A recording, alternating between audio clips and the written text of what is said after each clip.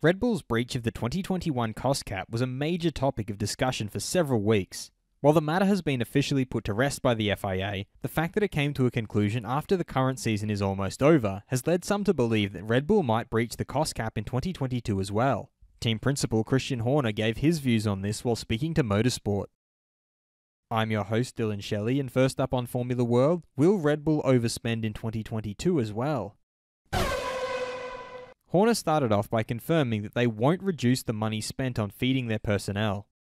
Whether it was a redundancy cost, leaver cost, sick pay, they are one-off costs. We will continue to feed our people and their costs will be apportioned within the cap.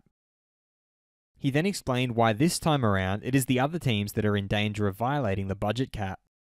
If I look at the 2022 rate of development, I think that other teams have put significantly more components on the car than us this year.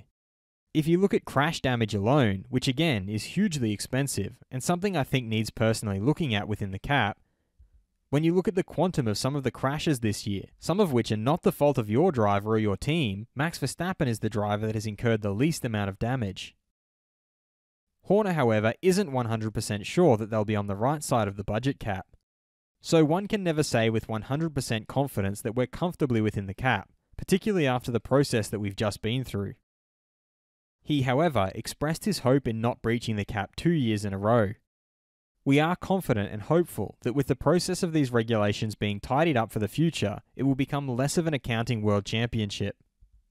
We do not believe that we will break the cap in 2022, for the reasons I explained earlier, but these penalties set precedent for the future. He signed off by suggesting that there is a chance that multiple teams could be in violation of the budget cap and questioned the degree to which they would be punished. A danger for 2022 is that there could be 6 teams in breach of the cap. Energy prices have been exponential, but thankfully we've been protected from that. But there is that chance that several teams, many of which have stated it during F1 Commission meetings, will break the cap this year. So, if you get 10% for every 0.37% breach, what is the 5% breach going to be? Fast feed. Mercedes driver George Russell admitted that when he had Lewis there alongside him on the opening in Mexico, probably if it was anyone else but my teammate, I'd have just ran him off the road. McLaren's Daniel Ricciardo explained that just to have an attacking race, especially for me with this car, to feel like I can attack a little bit more with it, it's just a nice feeling. I'm happy we've got a week off so I can enjoy it for a week. Retired F1 World Champion Jenson Button suggested that it's a tricky one, and I really struggle to see Ricciardo coming back to a competitive team after having a year out. Go into a team, work hard, show people what you can do, but sitting out, people just remember what happened last year. Mercedes team principal Toto Wolff explained that his driver Lewis Hamilton is totally mature and conscious about where he stands in his career. He's not being led by his emotions like I've seen with sports people who think it can go on forever and trying to hang on to it. He knows that one day he will not be the best himself anymore. That hasn't happened yet. Ferrari team principal Mattia Binotto accepted that the last few races they were not great. I hope this is not a trend, but an exception. Mercedes is coming back because they are developing even more than us. We stopped earlier to focus on 2023, so I'm not worried about their improvements because I know we stopped developing.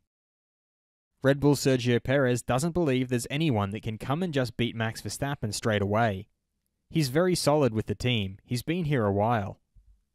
I think I'm just getting closer and closer through the year, so I will give another shot for next year and see what happens. Should Ricciardo have chosen to race for a backmarker team instead of taking a year off?